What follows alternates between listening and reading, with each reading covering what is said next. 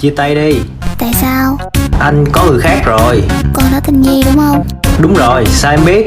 Em gái em mà. Á đủ.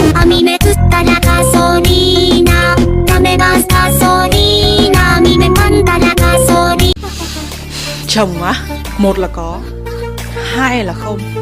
Mà có như không ấy, không cần có.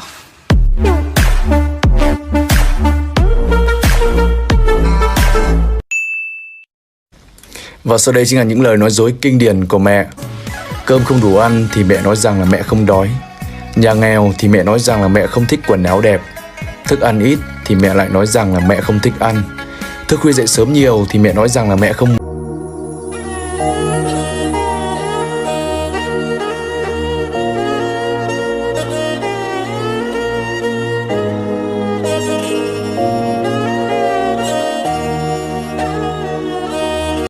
có bây giờ tụi mình nhỏ sống đi nó thì từ lo lại là giờ chọn tôi là chuyện nó yêu nè thì mẹ giờ nó là chuyện chuyện giờ là mẹ nó là chuyện ta số là giờ nó là chuyện ở số giờ hai tiền lấy từ sống đi nó thì nó tiền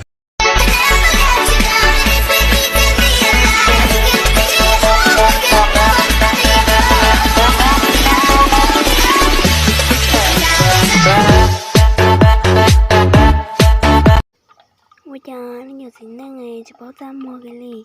Thấy bé, tôi chỉ tôi thả nè, nên tôi thả bé rồi. Giờ nói nè, thả cháu này, thả đấy à. Nếu này chỉ thả, thằng đó này tôi thả mồ. Trời, bảo ra mua cái